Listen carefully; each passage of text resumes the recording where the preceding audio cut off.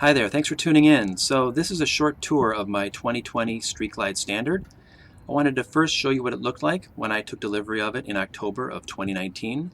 You can see it's in vivid black. You might notice as well that it has the heel toe shifter. For 2020 the bike only came with a toe shifter. I also ordered the upgraded headlight that senses your lean angle and illuminates the corner you're turning into.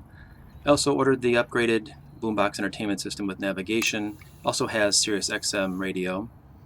I also ordered the bike with RDRS, which is the traction control, lean sensing, ABS, the vehicle hill assist, and the tire pressure monitoring system, which is a great collection of features. It's got the 107 Milwaukee 8 engine in chrome. The Street Glide Special, as you probably know, is got the 114 engine and is all blacked out. This is my third Harley Davidson. My first was a 2008 Nightster, which was a great bike. My second was a 2012 Super Glide Custom, also was a really fun bike. But last year I just was interested in upgrading after I had rented a 2019 Street Glide that looks much like this and really liked the experience. And so just enjoying it and wanted to share with you some of the things I've done with it.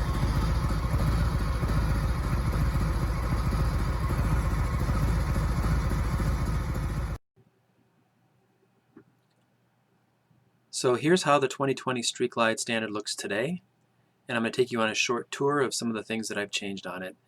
As you know, Harley-Davidson likes to talk about their bikes as these blank canvases for change, and of course I've done a lot of that. So first, just looking on the front end here, you can see that there's an angled valve stem, just one of the small detail changes that they made to the 2020s versus the 2019s. You can see the smaller fender that exposes more of the wheel, which I also understand may be a different version of that wheel, although it looks very much the same. I added these wind deflectors in chrome that you can see to the front forks. Keep some of the air off your chest as you're going down the highway. This is that headlight that I talked about that senses your lean angle and illuminates the turn that you're going into, which is a pretty cool feature. I also changed out the front turn signals for these LED turn signals that show white and then blink yellow when you're using the turn signal. You can see on the front fairing there those adjustable blockers on the fairing there that help with wind management too. Here you can see the highway peg. I also changed out the rear highway peg for this setup here that allows a different foot position for the passenger just for more comfort. There you can see the heel shifter that I added. The bike came standard only with a toe shifter in 2020 versus 2019.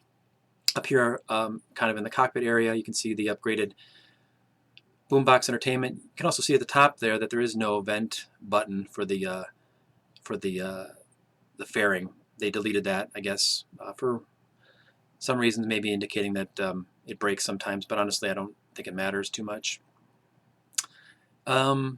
If you're ever curious about the saddlebags, which you can see are covered with these Mustang covers to protect the lids, they're very easy to open and remove. They just screw on with these handles here, and they're supported by a bar underneath here.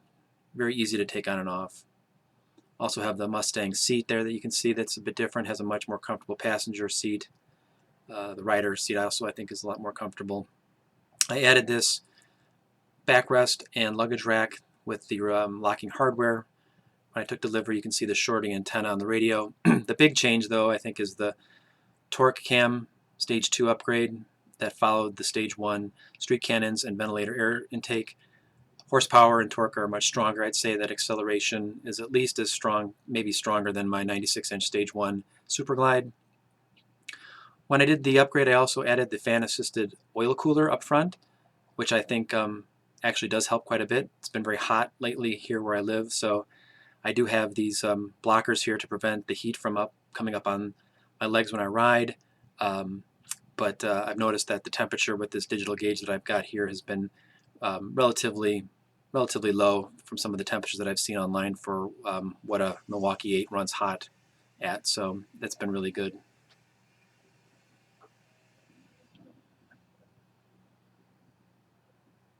One of the biggest changes that I've made and I've experimented with is the windscreen. So this is a long ride shield here, good thickness. I landed on this after getting quite a few different ones. If you have a Street Glide, you understand this. If you don't, Indians, I think, have those ones that retract and go up and down electrically, but here you're stuck with a manual one. So finding one that's the right thickness, that doesn't push the fairing out and break that seal is a challenge. But this one actually seems to work really well. I like the way it looks on the bike. It seems like it's a good height. 80, 90 miles an hour, not a big deal in terms of buffeting. It's got that slight curve at the top that helps lift the air over and up your head. Just pointing out a couple of things that I've added, including this phone holder here, which is a Harley-Davidson unit.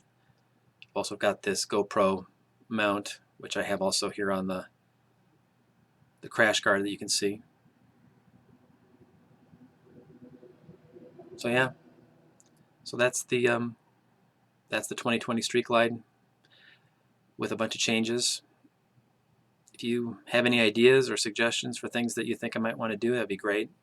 But before I go, just wanted to highlight, you might have noticed if you're looking closely that medallion on the tank is different than what you saw on the bike stock. Street Glide standards don't have that medallion, the Street Glide specials do. Might save that for a different day, but needless to say, the gas tank on this bike is from a 2018 Road Glide special. I replaced it myself. You'd be surprised how much stuff is inside that tank to make the bike work. Pump, level, sensor, all sorts of stuff. And it's not just fuel going down through that opening. There's a lot of stuff in there. So anyway, I'll save that for another story, but needless to say, that is not the tank that came on the bike. I replaced that myself. So far so good. The bike performs really well. I like where it's at, and thanks for watching.